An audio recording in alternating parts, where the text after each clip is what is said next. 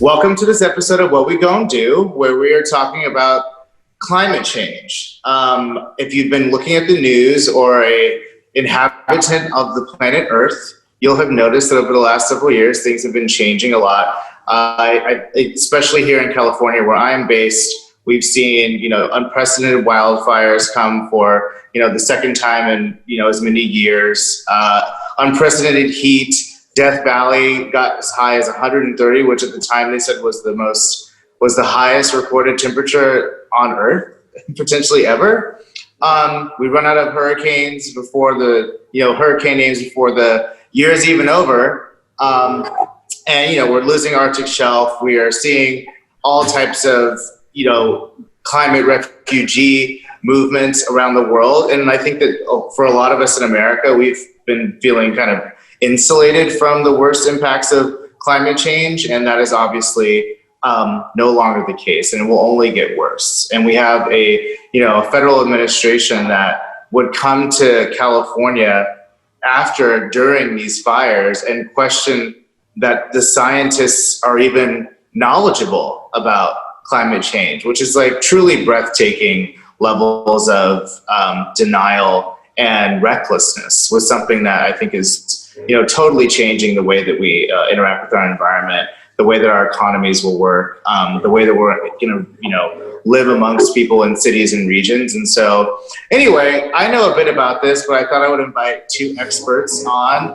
Some of you may recognize Brandy from one of our earlier episodes, but actually how I know Brandy, we met in Australia doing a conference called Vanguard, where we were talking about Australia, another place that's been highly impacted by fire and climate change.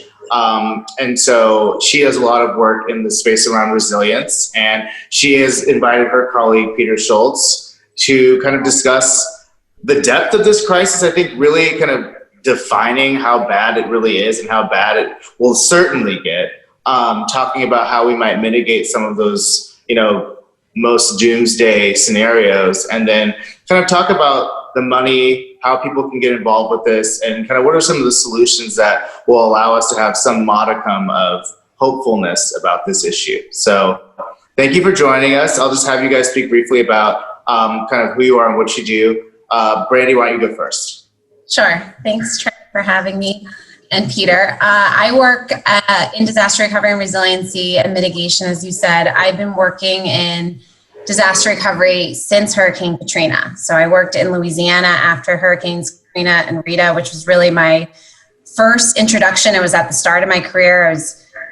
Didn't know anything about disasters, didn't know anything about the recovery process. And then since then, I've spent the last 15 years really focusing on mitigation and resiliency, and in particular, housing and urban development and FEMA-funded programs that help the most vulnerable to recover in a holistic way after a natural disaster happens.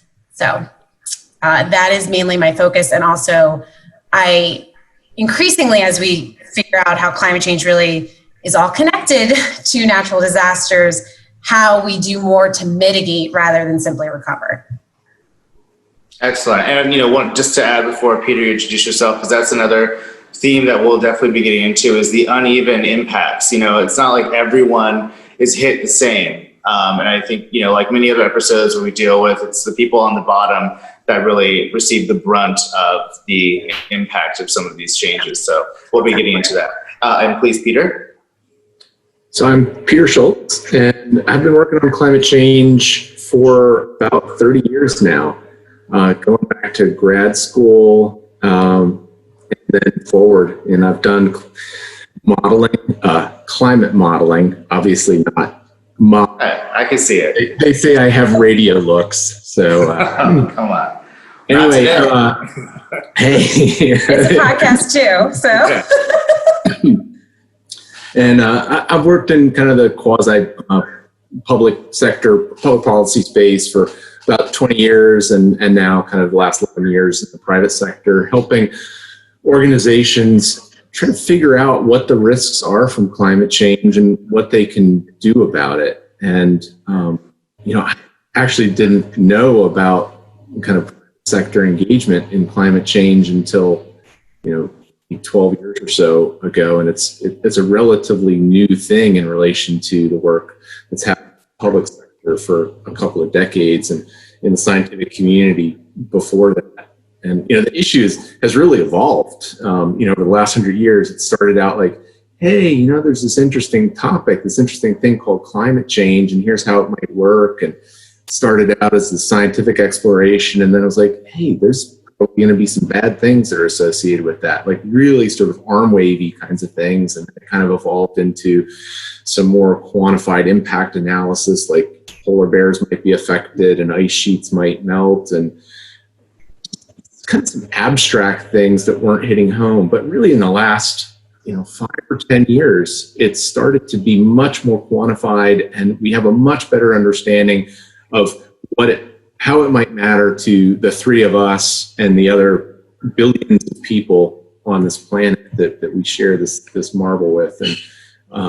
And that's exciting it's not exciting to see the impacts, but it's exciting to now have the science like more directly connect to why it matters to us, and then kind of where you were going, Trey, is like what we can do about it, what effect that we can have, what difference that we can make in this whole issue. So that's what really jazzes me. Yeah, well, thank you for that introduction. And I think that it is important we'll establish this soon, that there is broad consensus about this, about climate change and the way it's impacting the world. And even if there's not broad consensus about what we should do about it, there certainly is. It's gone from kind of tinfoil, big budget movie type of scenarios to like, we are seeing this in our day-to-day lives. And one of the things so I want to start with, and both of you can weigh in, kind of where are we with this? Because it's easy to look outside, and, last few weeks, literally looking outside was kind of more than a harbinger. It was like, this is here. But how bad is, because it also seems like the predictions that we've had are coming to fruition maybe even more quickly than previously assumed. So for the layperson, kind of where are we with climate change? Here, I'll let you start. Okay, cool. About the natural disaster aspect of it. Yeah, it's here, it's now, it's having impacts that are being felt, and it's not just polar bears sitting stranded on ice floes. It's affecting companies' top lines and bottom lines. People are suing over this. They're suing successfully over it because they've been impacted by it.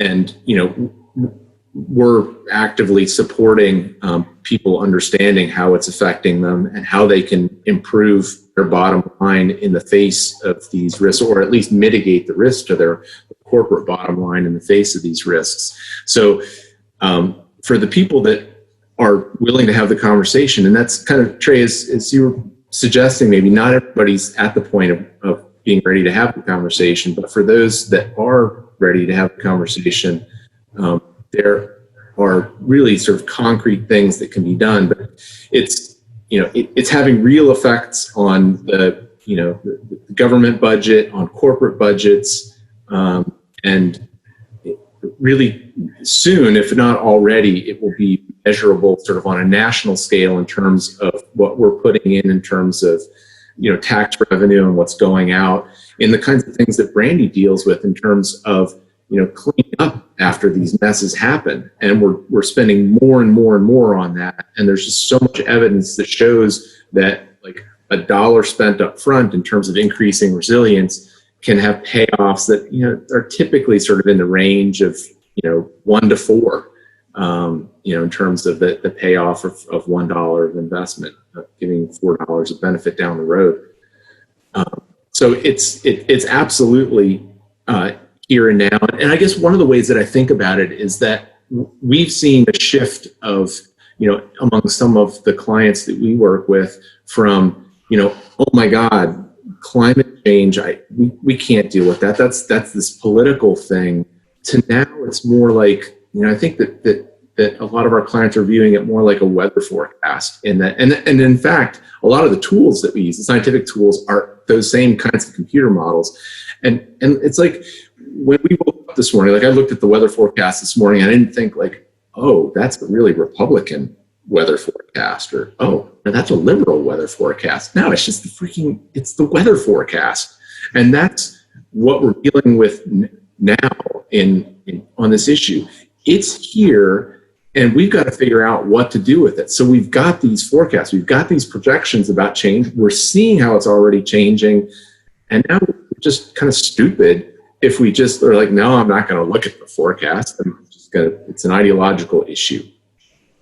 That just doesn't make sense. And unfortunately, it took us to get to it being in our face, though, to kind of listen to the science, right? And so, like, there's a lot of things that happened for the decades before we got to this point that led us to this point, right?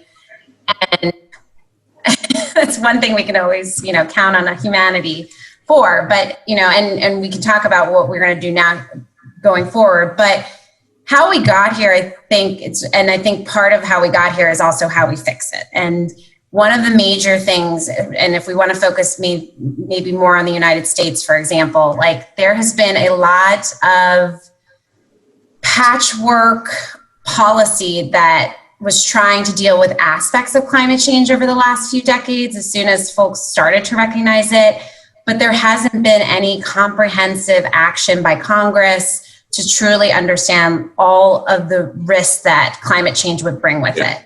And fundamentally, I think the biggest aspect of that is a complete and utter ignorance of how to manage risk, or rather a willful ignoring of it. So, for example, like at the federal level, we've got Congress who's ultimately responsible, right, for setting the legislative agenda and the policies, and then all of these federal agencies that all do different things that then put those regulations in place and make those policies happen through state and local governments and through federal action. So at the federal level, we've got the Federal Emergency Management Agency, who since 1968 has been in the business, for example, of ensuring flood risk through the National Flood Insurance Program.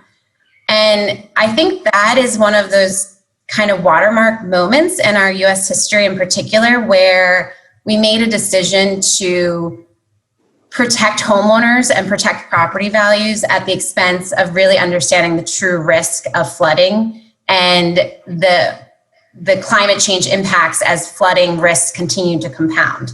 And now we're in this moment of FEMA and Congress and others recognizing that failure and trying to reform the National Flood Insurance Program, try to actually be more mindful and holistic of like, this is actually what the floodplains look like, that, it is not a 1 in 100-year flood event that we're now facing. It's multiple years. We see flooding happening in areas that aren't even mapped on a floodplain. And so there's a recognition now that we paid a lot in terms of that. And I think that actually is maybe one of the most foundational ways to look at it, because when you don't measure risk in the appropriate way, you start doing development in an irresponsible way. And so that's why we see so much coastal development, and we see so much building continuing to happen in very vulnerable areas.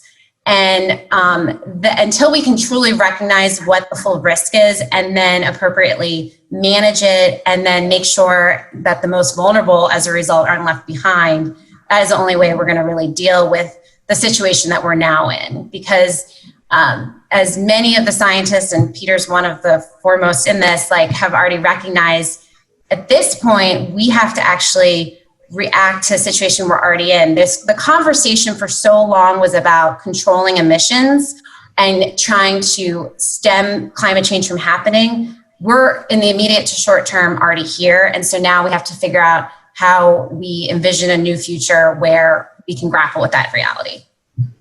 Yeah, and just to pick up on that, Brandy, if there's a weather kind of disaster that's maybe driven by climate change affects me, I'm really fortunate that I have a good job and I have the resources to kind of, in a way, buy my way out of it. I could potentially move. My house is insured. I can afford that insurance. Not everybody is insured. Not everybody has the money to be able to, roll with the punches that are delivered maybe through climate change. And that's one of the things that money does, is it gives you options, and options in the face of disasters. And I think kind of, Trey, you were touching on this kind of right at the lead, that what I'm most concerned is about people in this country, and actually I'm even more concerned about people in developing countries that have nothing. They have no resources to do, anything really significant about climate change. They can't pick up and move. They're so locked into a particular location, and sometimes they require assistance to actually help them do something that is really significantly different than what they're doing now. And in many cases, what we need now, it's not little Band-Aids on our finger and just like little tweaks. In some cases, it's revolutions that are needed, not evolutions. And so one of the things that I wanted to pick up on, and maybe I'm getting the cart in front of the horse, but Brandy, is like the opportunity for really revolutionary and transformational change in association with disasters. Because when disasters happen, you've got money that's flowing in for disaster relief that you don't otherwise have.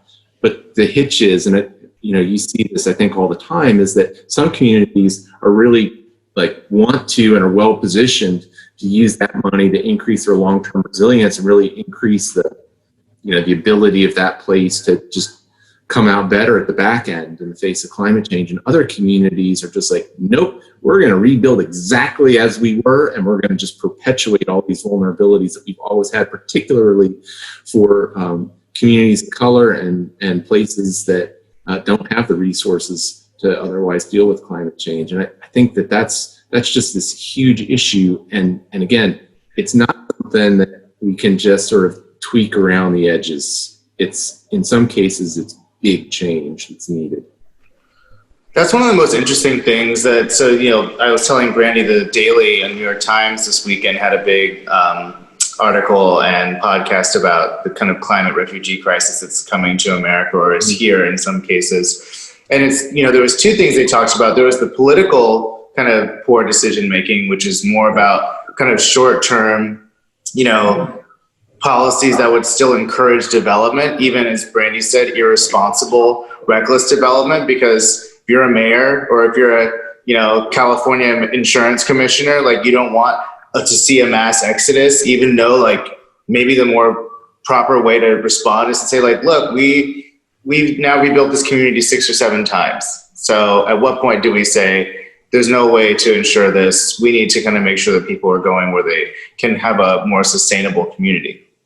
And then, so that's one thing that I thought was really interesting and unfortunate. But then there's the other thing, is that people, even who've seen their houses go completely up in flames, they interview these people and they say, are you going to go back? And they're like, yep, more committed than ever. And so, on the one hand, it's government's job to not give them a choice, I guess. But then how much more real can it get than seeing your entire town go up in flames or flood, for you to be maybe this isn't a good place to live? So how do we address that part? We can go to the kind of policy stuff afterward, but what do you think about, what we're up against? Brandy, you mentioned earlier, you can always count on human beings to, mess it up. Until it's right there. Yeah, but even when it's right there, we're not seeing the, kind of logical responses. So what do you do about that? Well, I do have a silver lining there, because I will say is I've been working in managed retreat or voluntary buyout programs, which I think you're going to see more and more of across the country. We already are. And there are certain communities where I've been doing work more recently where they have flooded a couple of times. They don't have much of an asset anymore that they're sitting on. And as much as they are committed to their community, and, that in many cases, it may have been many generations that have been living there, they're ready to leave. So there are, and that was not the case. I would not even, it's not like I've got this, 15 years of experience, but even within that short amount of time, I've seen a shift in attitudes when you're approaching communities with actual funding to give to them and say, here's a choice.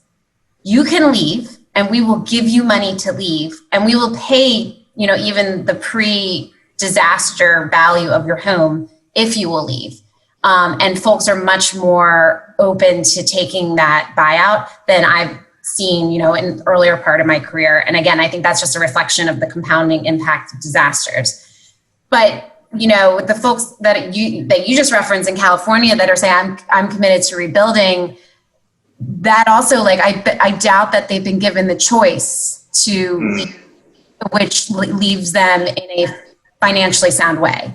So what I work on a lot is actually making sure that you design these kind of managed retreat programs in a way that you're not putting communities that have been impacted, and particular individual households, in a worse state than they were before the disaster. And that they're able to not only leave, they're able to find affordable housing somewhere else.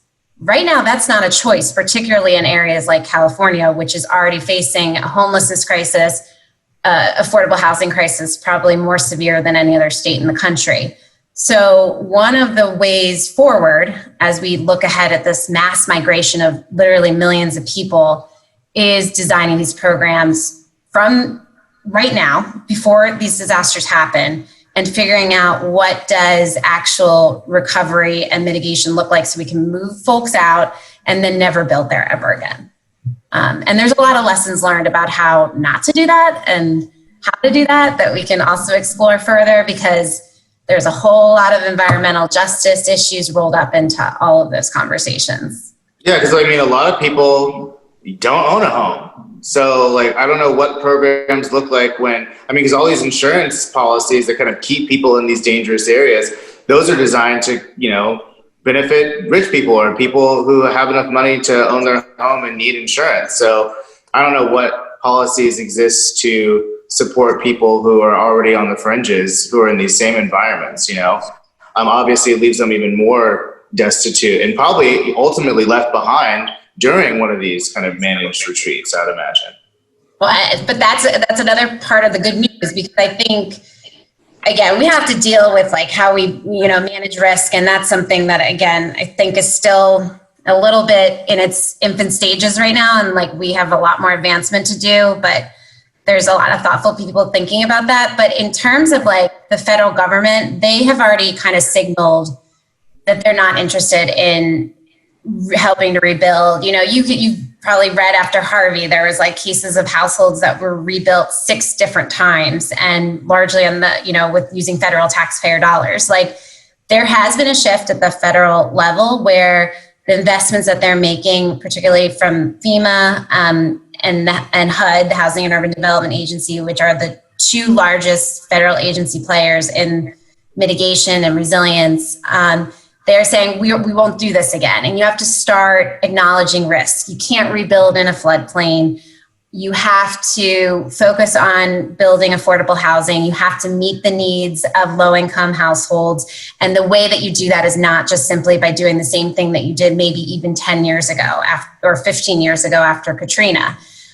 So all of those mechanisms in terms of funding and policies, we've got them. We know what we can do. We know how to do this really well. We know how to provide wraparound services to folks who have never been able, who maybe inherited their home and never had a mortgage ever, and don't know what, don't have a lot of financial literacy, and they need housing counseling. So there's a lot of really bright people out there who understand how to pull that together. We just have to find the governmental, particularly at the state and local level, will to do that. Yeah, and I think what Brandy, what you're saying is right on. And there's many other places in which the government, whether that's the national government, state government, local governments, have an essential and vital role, and nobody else is going to step in if they don't. But there's also this really key role and emergent, dimension with the private sector. So there's this kind of investment type called impact investing, and it's impact investing. You can buy mutual funds that have these green ratings associated with them, and they started out as as things where the companies that were being invested in these mutual funds were things that had low greenhouse gas emissions or other kinds of environmental friendly policies. But now there's this additional piece that's getting added into impact investing, and is the company that this mutual fund might be investing in, are they taking into account the climate risk, the physical climate risk, so the potential for that company to be destroyed or be disrupted through changes in climate extremes, and this is a really new thing, and so there's a whole ecosystem of companies that rate other companies and their consideration of climate impacts and how safe it is to actually put your money into that company over the long term, considering the ways in which they do or they don't factor in climate risk. And now we're seeing like Moody's and S&P. These are these bond rating agencies that previously were not in this game at all, and in the last 5 years have stepped in a big way. They've actually done some acquisitions, both Moody's and S&P, to have the capability to assess physical climate risk. So when Moody's and S&P is looking at some city in Florida and they're the riskiness of a municipal bond that they might be issuing, they're looking at climate change now, and explicitly. And one of our clients done a lot of work in increasing their climate resilience, and it's actually been worth tens of millions of dollars to that city government to take steps to improve their climate resilience because their bond rating is going up and they're able to bonds that they're issuing. So it's this virtuous cycle of people making explicit choices about investing in companies or in government debt that takes into account climate risk, and then that feeds forward into actions that are actually increasing resilience. So there are cities all around the country, particularly in Florida, that are taking active measures to improve their resilience to protect the people that have the least. But all of that kind of feeds upstream in a way to the investment community. And so if the investors are taking action, it can kind of trickle down to people that have the least. So it's not just the government. I mean, the government is absolutely essential. They're vital. But the private sector has a role, and it's great to see them having a meaningful impact. I mean, I'm seeing it like bottom line, it's having an impact. It's not universal, but it's starting. Yeah, I mean, when you think about the people who've been most resistant, or maybe not people, but organizations who've been most resistant to meaningful assessment of climate change or acknowledgement, or even paying think tanks to debunk very well accepted science. I mean, that's the investment community, that's the business community. I mean, they're the ones who I think whose short-term outlooks and kind of greed have actually pushed us to this point where we've now politicized even the concept of climate change and risk. So I think it is on them. It's going to be on them a lot to kind of try to kind of undo a lot of that damage to discredit this. And unfortunately, we're capitalists. So if you can put a financial incentive in front of them to make it not just a good idea, but like a savvy and kind of business optimization idea, then that's all the better. So I think that the more incentives that we can create to make bad actors good actors, although I'm skeptical, because when they ultimately just care about the financial reward, it still does erase the emphasis on people and communities. But yeah, I agree. And how do you guys see? No, please go on. Oh, I was just going to say that, and here it kind of comes back to the government too, because the government has a really important role to play. Like the SEC actually has the ability to require disclosure of corporate climate risk, but it doesn't do that a lot. So like the 10K filings that you see from companies, they're just blah, blah, blah, blah. They sound like Charlie Brown's school teacher a lot of times. It's just this wah, wah. And it's not really actionable information for people that are reading these 10K filings, these annual filings that kind of disclose risks. associated with the company. And there are, so France enacted Article 173, I think it is. It's a law enacted about 5 years ago that really puts teeth into this in France. So multinational companies that operate in France above a certain size have to do really meaningful disclosure of their climate risk. And what that does is it provides transparency, and people who are investing in this company can see what the climate risks are that are associated with this company, and then sort of how that flows through the company. The UK is on a track to do that. The EU is on track to do it. The New Zealand government just announced plans 2 weeks ago to do that. Where's the US? So the Federal Reserve in San Francisco has had some conversation about this. They held a workshop on it, which is, it's good to talk. We need to move beyond talk. And then just, what was it, 2 weeks ago, the U.S. Commodity Futures Trading Commission released a report. This was a governmental report that talked about the importance of meaningful corporate risk analysis and disclosure. They also recommended a carbon tax. So there's two things that you can do about climate change. I mean, you can take action or you can suffer. And what we try to do, like the kind of work that I do, is really sort of understanding risks and reducing suffering. And then there's sort of the take action and like trying to cure. And the cure part is reducing greenhouse gas emissions. And part of what the Commodity Futures Exchange Commission said is that the United States should institute a carbon tax. And if there was a price on carbon, that every unit of carbon that's emitted, and whether that's from coal or from gasoline or whatever, that there's a commonly understood price on that, and then that gets paid in, and then the returns from that could go to the kinds of things that Brandy works on, including disaster risk mitigation, disaster relief, and putting people on a better footing, particularly underserved communities on a better footing to get out in front of climate change. Anyway.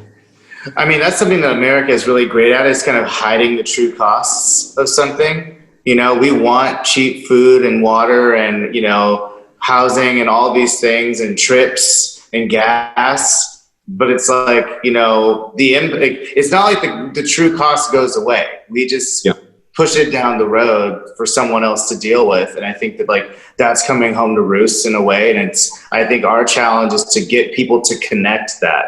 Because, you know, a lot of people will hear tax and be like, oh my God, they're like just trying to kill businesses or jobs and all that stuff. And it's like, because that's the thing I think it's been really, you know, you started with the images of the skinny polar bear on the floating ice block or like an ice shelf in Greenland.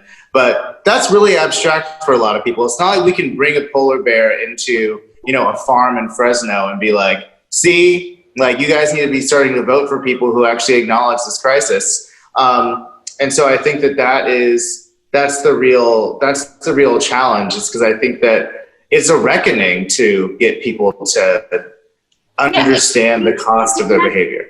You need to connect it with, like, why is it in certain neighborhoods there isn't a tree canopy and temperatures are higher? Why is it that there's, you know, poor minority communities that are consistently in the most high-risk areas and they get flooded over and over again, and they're the last in line to get federal funding because there's, you know, systemic barriers to getting access to that funding? Like, that's how you have to relate it. It all comes back to, and that's exactly what you're saying, Trey. It's like, what we keep pushing down, we don't manage risk effectively, and we don't make anyone really pay for the externalities of their behaviors in general. And so, and as long as we continue to protect players in that way or assets without fully recognizing that, like, no one's going to fully bear the brunt, and we're also not going to be able to solve it, because someone will fully bear the brunt, right? It's going to be somebody always does, right? But it's always usually the person with the least amount of power and the least amount of money, and it's who's contributed the least to the problem, right? Right. And part of the issue is like this kind of hidden thing called the discount rate. And so when economists study this thing, they discount the future at some rate.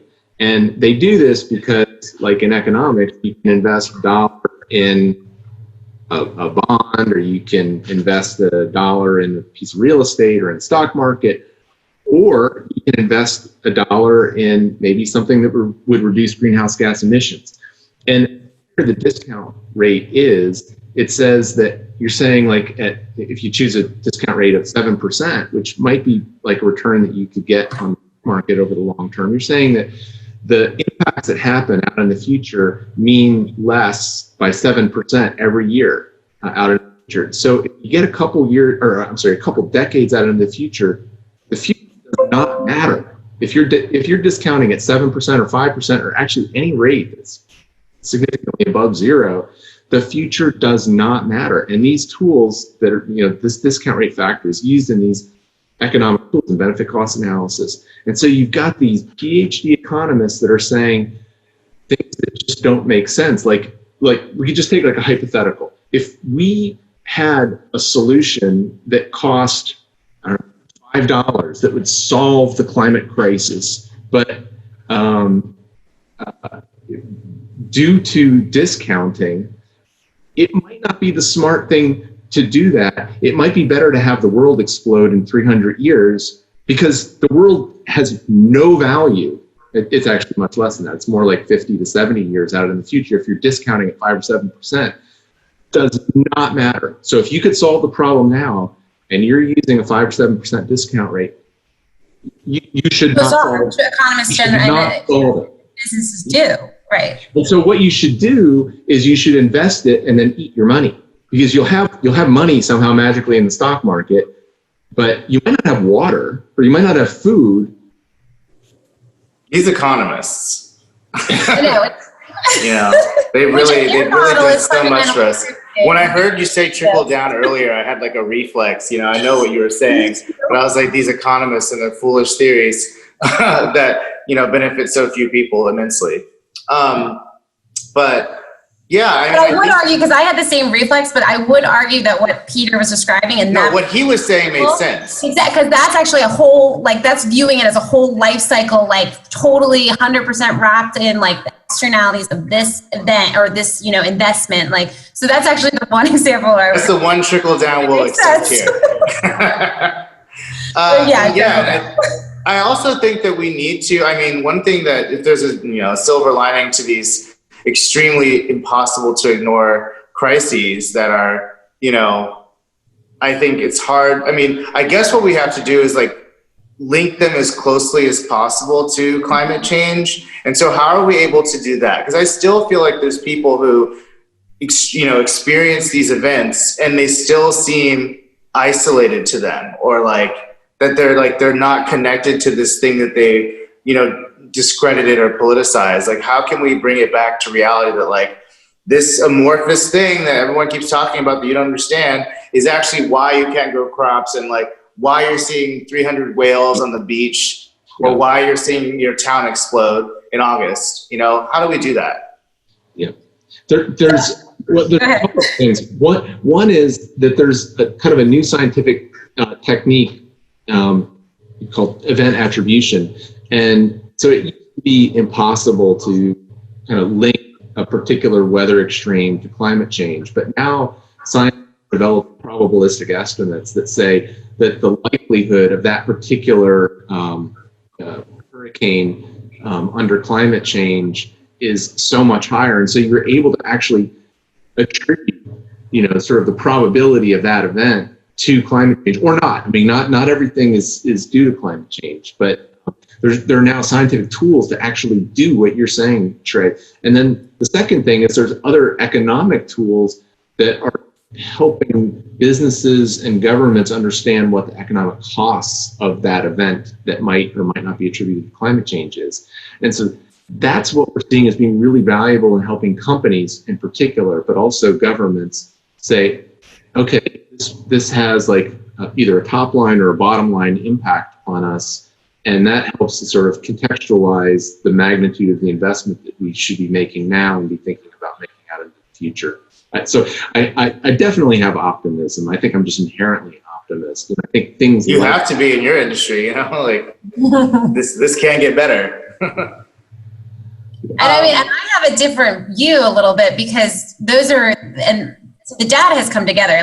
Peter and other people like him have spent 30 years modeling the risk, right? So that work is largely done, and now it's just a matter of updating it to reflect the increasing problematic future reality we continue to face as we don't deal with the fundamental causes of climate change. But I also think it's really important, to your point, like, it's not just to have those models, but like, how do those actually get reflected in local decision making? Like, all of this can still be abstract, maybe not to the investment community or companies that are focused on their bottom line, but what we're fundamentally missing is like and my focus is, and my angle obviously through this conversation is really from a government and like citizen perspective. And what is missing is like an effective understanding from a local government level of like how to convey to citizens what their actual risks are within their neighborhood and to their households, and then translate that and connect it to actual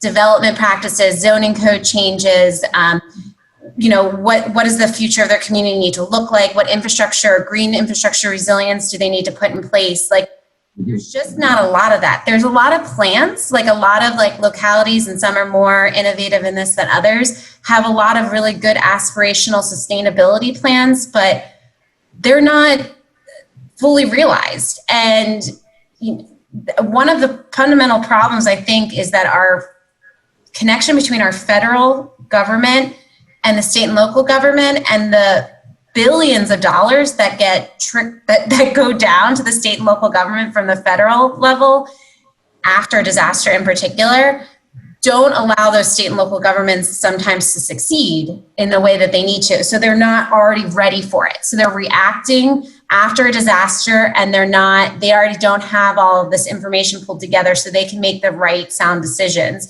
And at the same time, the irony is that they're often overwhelmed and they don't have a huge workforce to even manage this new funding source. So I think we also just need to look fundamentally at our service delivery model as between the federal and state and local.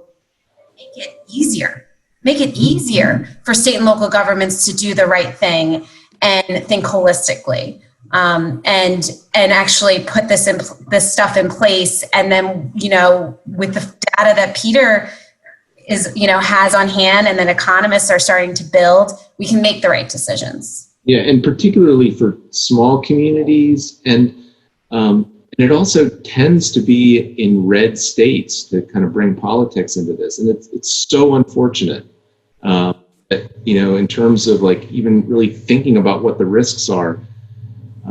It tends to be that it's the blue states and the large cities that are really trying to understand what this means and trying to take action. And the red states and small cities and kind of rural communities, in terms of community size, they often don't have the resources. It's like the New York, Miami's and the LA's and the San Francisco, they have the resources, but it's those 20,000 person communities. They can't. I mean, they're just trying to keep up with trash collection and, ticket collection on Main Street. I don't, but climate change seems so sort of out there. And there's also this political overlay that it really gets very short shrift in these. Well, one of the things that related to that, and this kind of gets us toward like our hope and solution section, is I think that while this is obviously a very devastating kind of development for communities I think it's important to establish it's not going anywhere. I mean, I feel as if even, Gavin Newsom just did this thing last week where he said, we're going to be gasless car free by 2035. I'm like, that sounds great, but that also sounds very long from now, and it's like, I feel like even if we were to begin today and we just ceased all activity and adopted every single extreme measure that it'd be impossible to do so. But even if we did do that, I think that we've set into motion things that are going to get worse no matter what we do.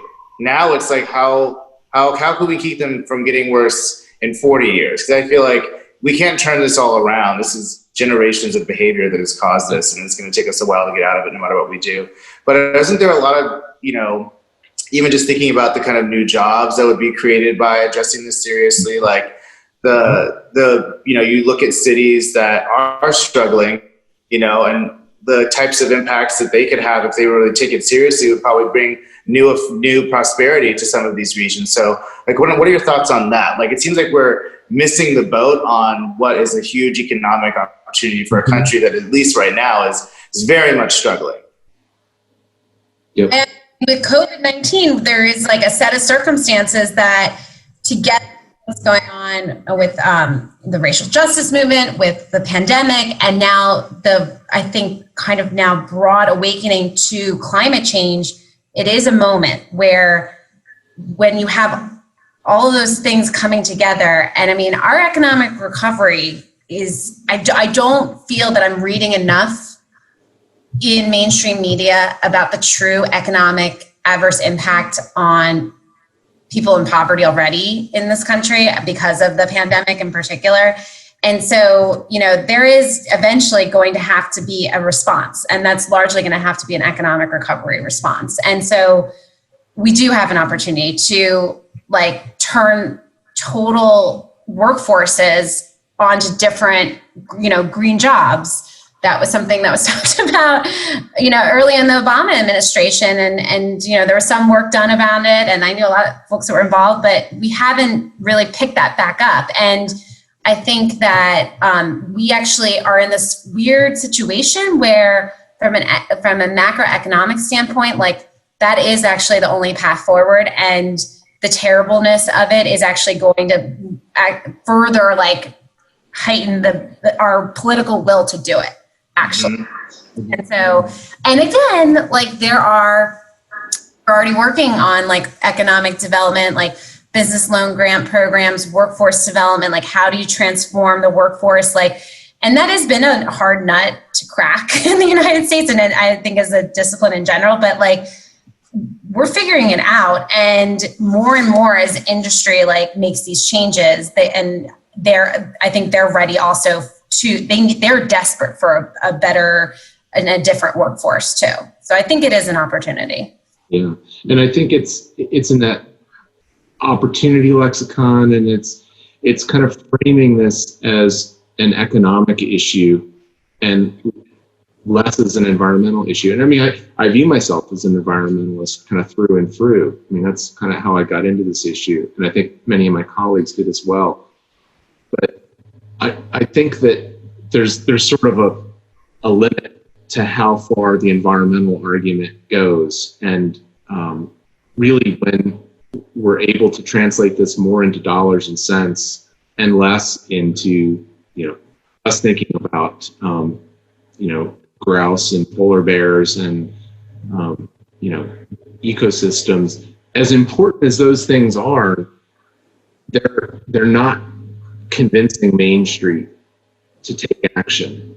And so as a result, there are people will suffer. And so I have optimism about this, because I am seeing a shift of this being cast purely as from being cast purely as an environmental issue to being cast more as a business issue. And as people are understanding what the impacts are and what the benefits of investments in resilience and in greenhouse gas mitigation, I think that's I hope that we're at the beginning of a really positive thing, and also of seeing sort of the co-benefits of investments in resilience and in low greenhouse gas emissions. So developing green communities and sort of green ribbons in communities, that can have benefits in terms of drawing down CO2. It can have the benefit of reducing floodwater, but it can also create more livable communities and places where people want to put their business in that place because of the investments that have been made in those ribbons of green in the community. So I think when those things start to come together, I live in a place called Reston, Virginia, and I think this town has done a really good job of that, of really sort of thinking holistically about these factors and how it can benefit the community. And there's like a lot of intentionality about providing opportunity for just historically underserved communities, up to people that are really affluent, and creating livable spaces that provide. I mean, no one community provides a solution, but I think that places like Reston are really thinking about this in this multi-pronged way, which is great. But what is the coolest part about this is that the solutions are all equalizers. I like to your point, Peter, you're like, we need a revolution. Like, the solutions to climate change are revolutionary. They're about going back to a time that is very different than the one we live in right now. And almost all of them, like you name it, whether it's building walkable communities or it's bringing your food source to, making that more local, all of those are also the same solutions to income inequality. Mm-hmm. That is, for me, the climate change and income inequality are the two greatest threats to our country, I think. It'd be great to kind of wrap, to take the, I love a situation where you can take a giant negative and kind of make it a positive. And I think in this case where you have such a desperate need for so many people to have access to an opportunity that, such a education differential and a need to kind of take whole classes of people into consideration for how we grow as a society. It's and everyone's going to have to learn at the same time how to adopt all this stuff. So it kind of levels the playing field a bit.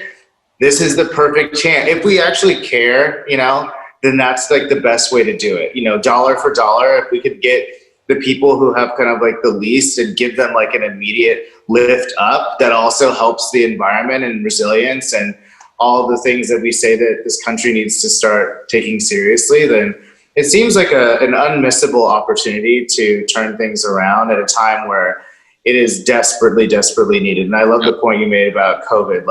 It has laid bare what is wrong. And if we ignore it at this point, then we kind of deserve what's coming.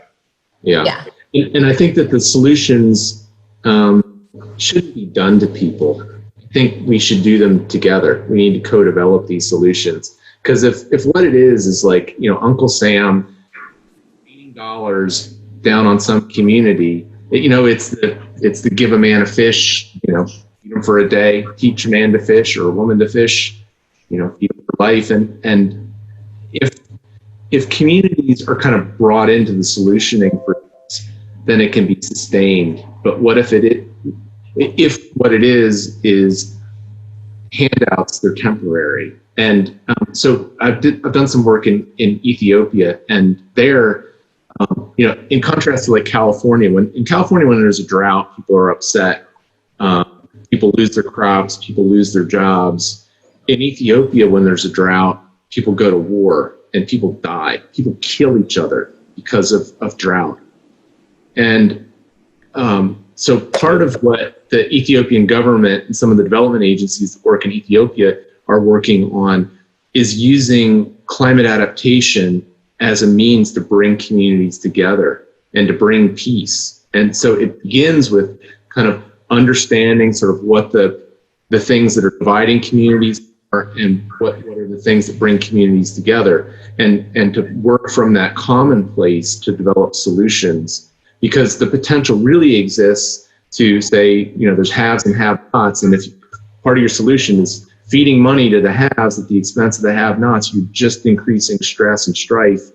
And we don't currently go to war when there's drought in the United States, but it certainly doesn't make matters worse. And I think that we in the United States can learn some of the lessons from the development that's happening in developing countries, where they're actually trying to bring people together to develop solutions, as opposed to kind of doing it from on high and not really sort of hearing those voices and thinking about what it takes to heal communities and to create long-term sustainable health in those communities.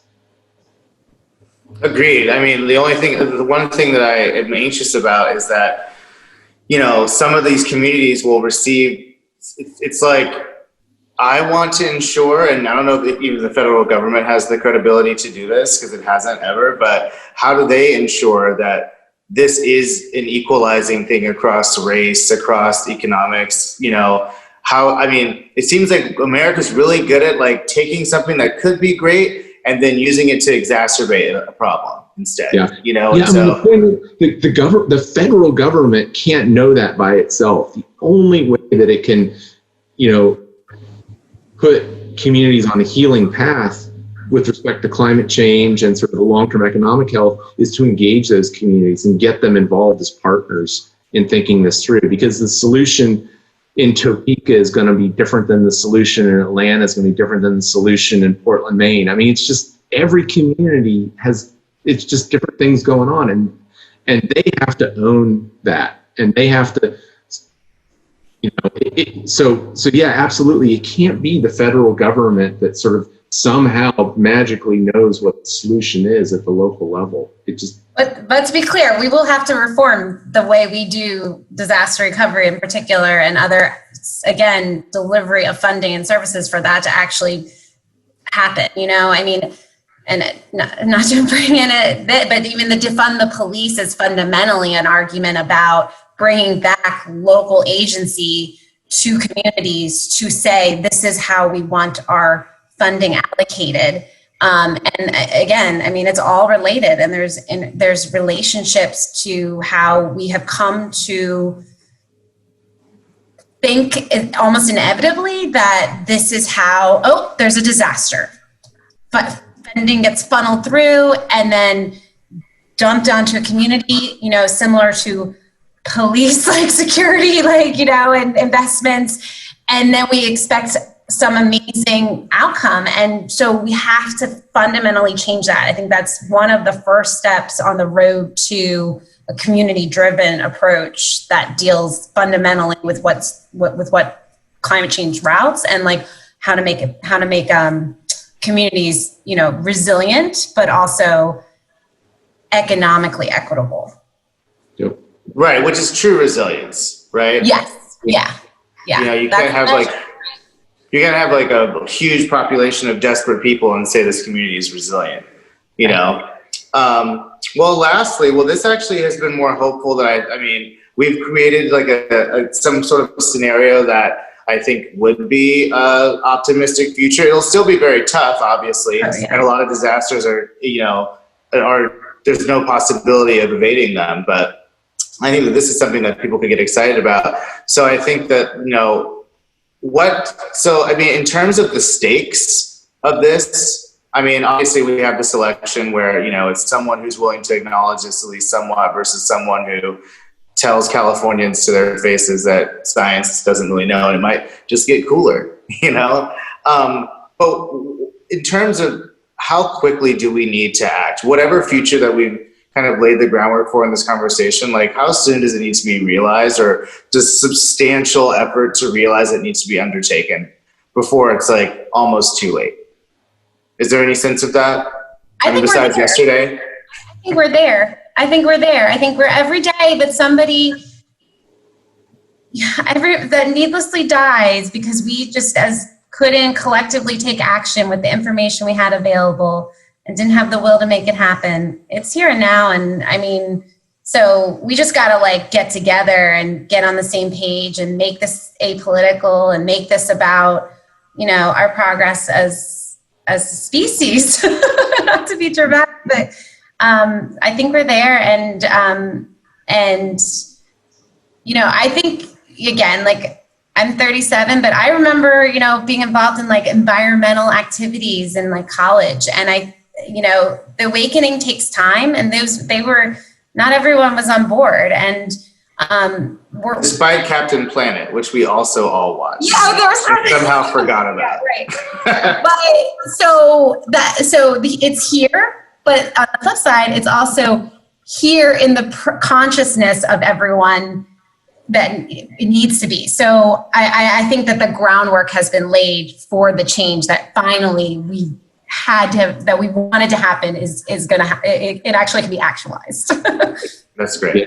And if we want the economy to grow, we need to take action now. And if we don't want the economy to grow, we should delay action. I have no idea why we would want the latter.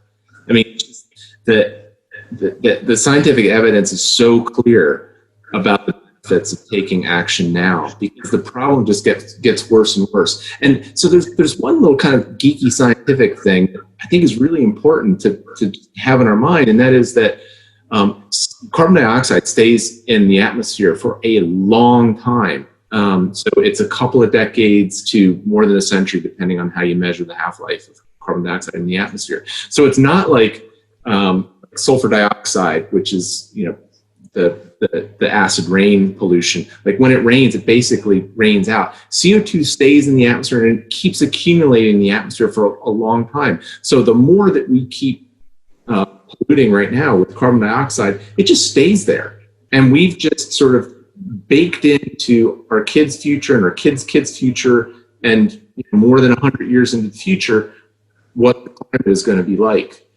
It can't be turned around easily, if at all, once it's up there in the atmosphere. So that's why we've got to do things now. It just makes economic sense to take action now and not wait. Well, I wholeheartedly agree. Well, thank you so much, you guys, for appearing on this episode. It's extremely timely. It is a true crisis. And I think it's one of those crises similar to COVID, or at least you would have hoped. In the beginning of COVID, I thought, you know what? This is as close to kind of global solidarity as we will get, because everyone is going through it. It affects almost everyone, rich, poor, Africa, America, Indonesia. You can't escape it. And I was actually really thinking at that time, well, maybe this will be an actually really nice moment for everyone to be like, all this other stuff is so petty compared to like what unites us. Let's do that. Well, we totally squandered that, which is unfortunate. I'm like, this is a precursor to our approach to climate change potentially, because if we can't even agree that this virus, which is killing hundreds of thousands of people in America, is not a hoax, I don't know how we're going to get people behind climate change. But, perhaps, hurricanes and floods and tornadoes and extreme heat and fires will do that. We'll do what COVID couldn't do. And then I think matching that up with the economic incentives and the economic desperation of people who at this point need to be open to all ideas that might work. Perhaps we can evade, the most catastrophic future that we seem to be hurtling towards. So, Brandy and Peter, thank you so much, and thank you for the work that you do to sound the alarm and come up with the solutions, and talk some sense, dollars and cents, to these communities. So, I really appreciate it. Thank you, Trey. Thanks, Trey. Take Bye. care.